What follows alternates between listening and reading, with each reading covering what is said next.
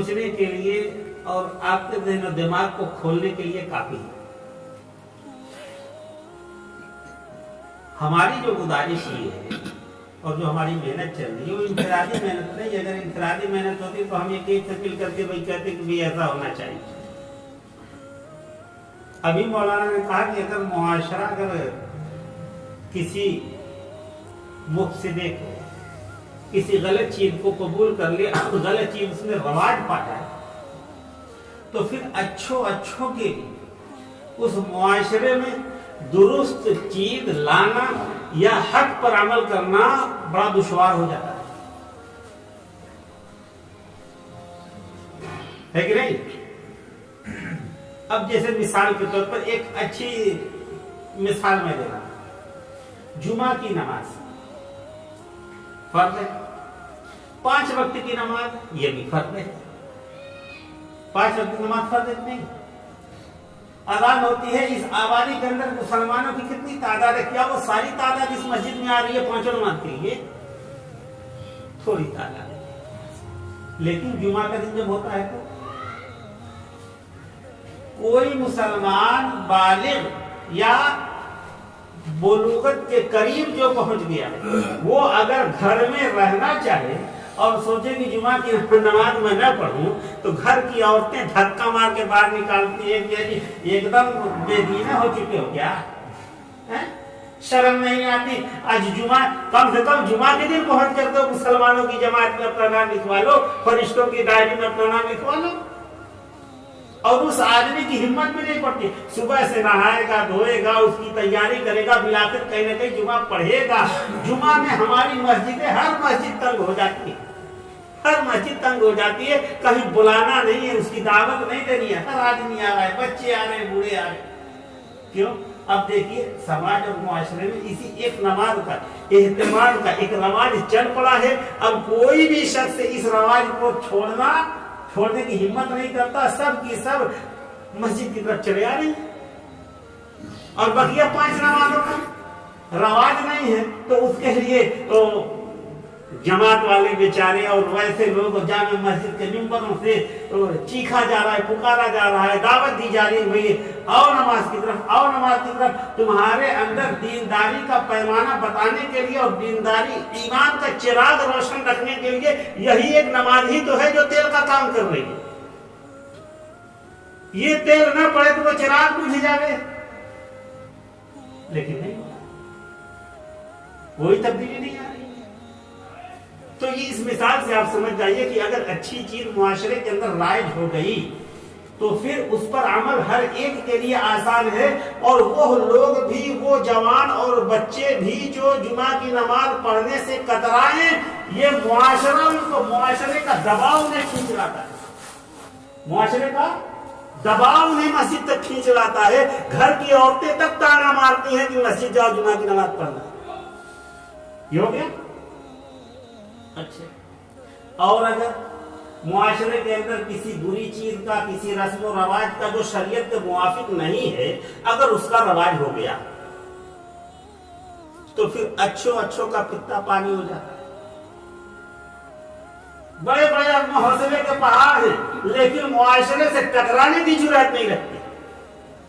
یہی ایک مثال لے لیجیے، شادی بیاہ میں دکھاوا، نام و نمود، ٹیم ٹام، رسم و رواج کا وہ ایک لمبی فہرست ہے کہ وہ تو عورتوں ہی کو، آپ کو بھی نہیں معلوم، عورتوں کو معلوم ہے کہ شادی بیاہ میں رسم و رواج کیا کیا ہے۔ وہ مہندی ہے تو ہلدی ہے تو پھر وہ فلانے کا جوڑا ہے، دھماکے کا جوڑا ہے، نہ جانے کیا۔ ہم کو کیا، ہم نے تو جو شریعت میں پڑھا ہے، کتابوں میں پڑھا ہے، اس میں تو کہیں اس چیز کا رواج اور وجود نہیں ہے۔ لیکن یہ شریعت جو عورتوں کی طرف کی چلتی ہے شادی بیاہ کے اندر، وہ وہی جانتی ہے۔ وہ کہیں آپ کو لکھی نہیں ملے گی، لیکن ہر عورت اس کے بارے میں جانے گی۔ جو شریعت کتابوں میں لکھی ہوئی ہے اس کو تو ہم لوگ بھول جاتے ہیں، لیکن جو لکھی ہوئی نہیں ہے، جس کا بھولنا عین ممکن ہے، وہ بھی نہیں بھولتے۔ اب اس میں دیکھیے، اگر کوئی ہم جیسا آدمی، اگر اس کو کہتے ہیں کہ کچھارا باندھ لے کہ نہیں، ہم سادگی کے ساتھ سنت کے مطابق اپنے بچے کی یا بچی کی شادی کریں پھر اس کے لیے شادی کے دن تک حملوں کو جھیلنا، جبکہ اس نے دعویٰ جو کیا ہے کہ میں سنت کے مطابق شریعت کے مطابق کروں، اس کی تو حوصلہ افزائی ہونی چاہیے۔ ایک عالم دین ہے، ایک حافظ ہے، ایک حاجی ہے، دیندار آدمی ہے، اس کی تو حوصلہ افزائی ہونی چاہیے، اس لیے کہ بقیہ معاملات میں کوئی رکاوٹ نہیں ڈالتا۔ جیسے مثال کے طور پر ہم اپنے گھر سے آئے مسجد میں نماز پڑھنے کے لیے، کوئی آدمی کہے گا کہ مسجد میں مت جائیے نماز پڑھنے، یہی نہ کہیں گے کہ بھائی آپ جائیے، آپ مولوی صاحب ہیں، آپ عالم صاحب ہیں، آپ کو تو کم سے کم نماز کی حفاظت کرنی ہے۔ دین کے ہر معاملے میں ایک عالم دین اگر عمل کرتا ہے تو لوگوں کی طرف سے اس کی رکاوٹ نہیں ڈالی جاتی، حوصلہ افزائی کی جاتی ہے۔ کیوں؟ اس لیے کہ شریعت کی اگر حفاظت یہ نہیں کرے گا تو پھر کون کرے گا؟ لیکن اگر وہی بات رسم و رواج کے مقابلے کیا گئی، اگر کسی مولوی اور عالم نے کہہ دیا کہ سنت کے مطابق ہم اپنی بچی کا نکاح کریں گے یا بچے کا نکاح کریں گے، ہم رسم و رواج اور فاضل اخراجات نہیں کریں گے، تو پھر دیکھیے کون بولتا پورے گاؤں کا تو کھائے، پورے گاؤں کی دعوت ملی ہے، ہر دعوت میں توڑے ہو مرغا اور ہر دعوت میں جو سیخ کباب کھائے ہو، آج اپنے لڑکا کے بارے میں کھلانے کی بات آئی ہے تو بس سنت دکھائی دے والے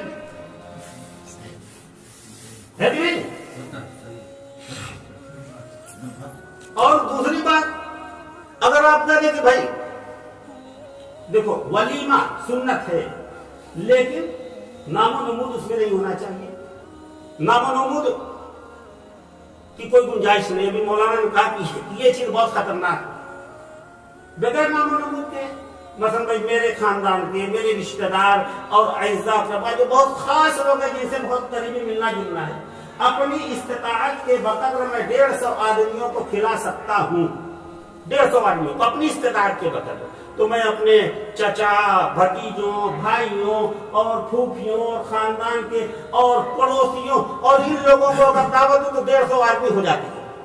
اتنے لوگوں کا ایک محدود ولیمہ میں کرنا چاہتا ہوں، اس میں کوئی نام و نمود نہیں ہے، لیکن اتنے لوگوں کا اگر کرنا چاہوں تو تانے مارے جائیں گے کہ نہیں؟ تانے مارے جائیں گے۔ بتائیے کم سے کم یہ سنت میں، چلیے مان لیجئے کہ آپ بارات نہیں لے جائیں گے، کم سے کم سنت میں تو آپ کو حوصلے سے کام لینا چاہیے تھا۔ سنت میں بھی آپ کو حوصلے سے کام لینا چاہیے، کم سے کم محمد آباد میں اتنے جو ہے آپ کے جاننے والے اور اتنے لوگوں سے تعلقات ہے، 1000 کا ولیمہ تو کرنا چاہیے تھا۔ ہر چیز میں تانا، اس لیے میں کہتا ہوں کہ اس کو جھیلنا ہر ایک کے بس کی بات نہیں ہے، ہر ایک کے بس کی بات نہیں۔ ہاں مولانا احسان صاحب ہیں، میں یہ نہیں کہہ رہا ہوں کہ جیالوں سے دنیا خالی ہو چکی ہے، ایک سے ایک محترے والے مولانا ہمارے مفتی عبید صاحب ہیں، گھر والوں نے بہت دباؤ ڈالا، ایسے ہونا چاہیے، وہ ہونا چاہیے، یہ ہونا چاہیے، حتیٰ کہ ان کے والد نے میرے یہاں فون کیا کہ مولانا آپ اگر کہہ دیں کہ ایک تو پھول کا صحرا گلے میں ڈالیں گے، کم سے کم یہ تو ارمان میرا پورا کر لیں، میں نے کہا کہ ایک صحرا ڈالیں گے، یہ حوصلہ، لیکن اس حوصلے کا کمال کھڑیک نہیں ہوتا، قدم پھسل جائیں گے۔ اور قرآن نے ہمیں ہدایت کیا کی ہے؟ تم باطل کے خلاف یہاں تک لڑو کہ فتنہ ختم ہو جائے، وَقَاتِلُوهُمْ حَتَّى لَا تَكُونَ فِتْنَةٌ، اور مشرکین سے تم قتال کرو، لڑائی کرو یہاں تک کہ فتنہ ختم ہو جائے۔ اس آیت پہ غور کیجیے، کیوں؟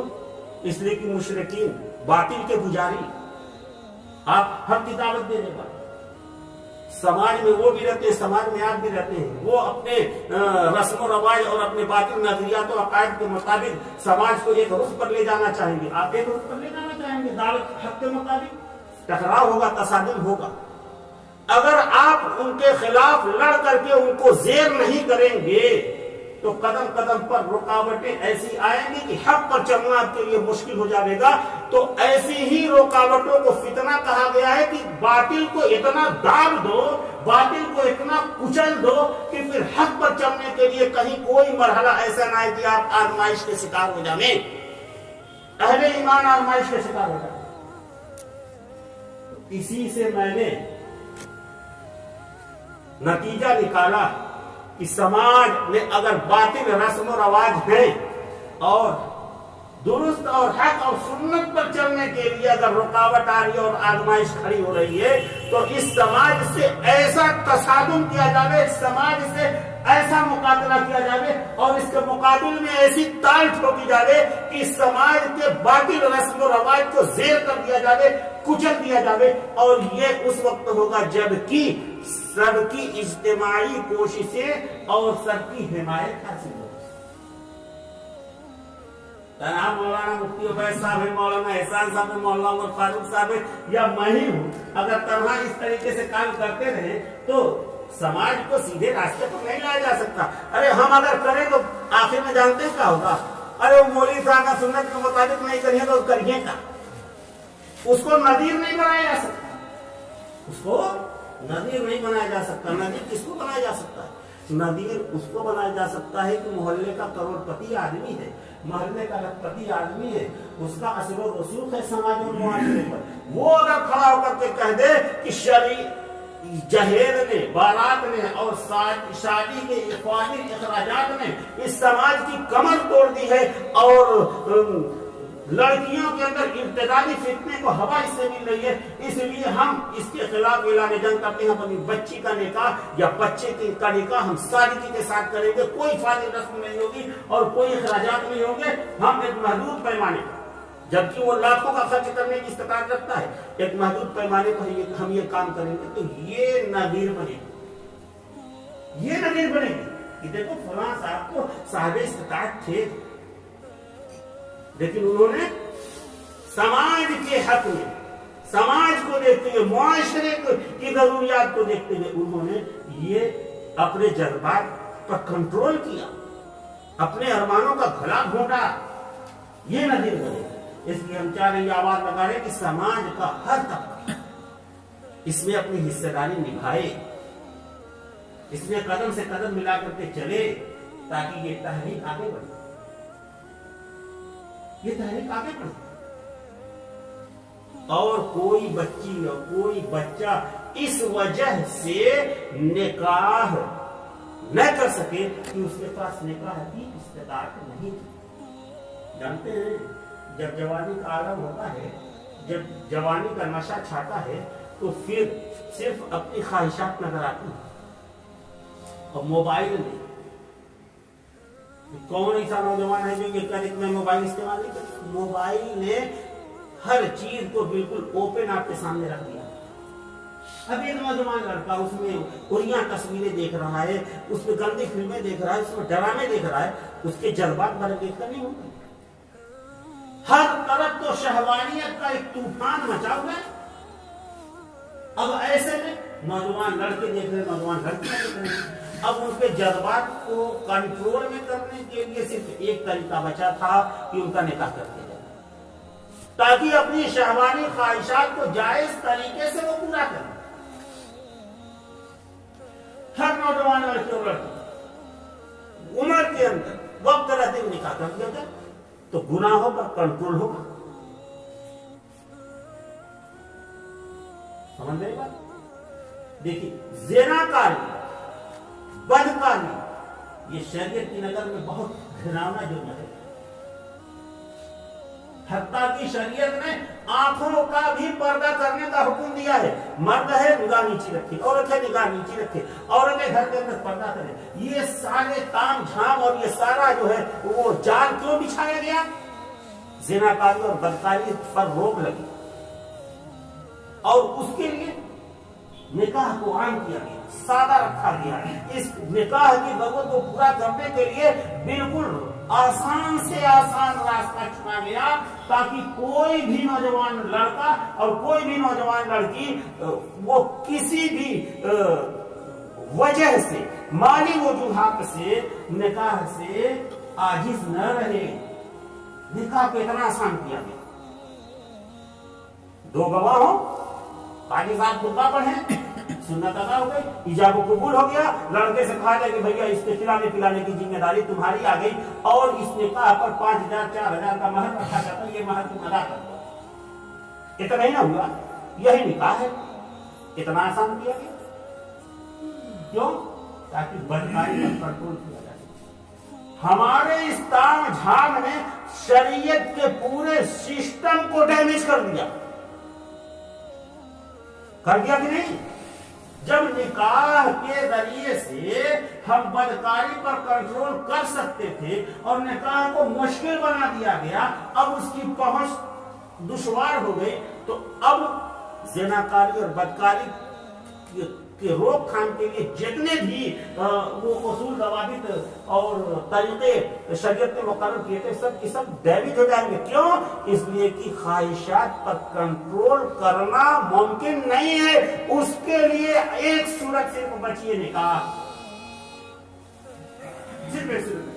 اس لیے ان تمام چیزوں کو سامنے رکھیں، صرف یہ نہ دیکھیں کہ میرے جذبات پورے ہو جائیں، میرے ارمان پورے جائیں۔ ارے امت محمدیہ کو اور اس امت کو، اس ملت کو بچانے کے لیے کیا ہم تنہا انفرادی جذبات اور ارمان کا کو نہیں لگا سکتے؟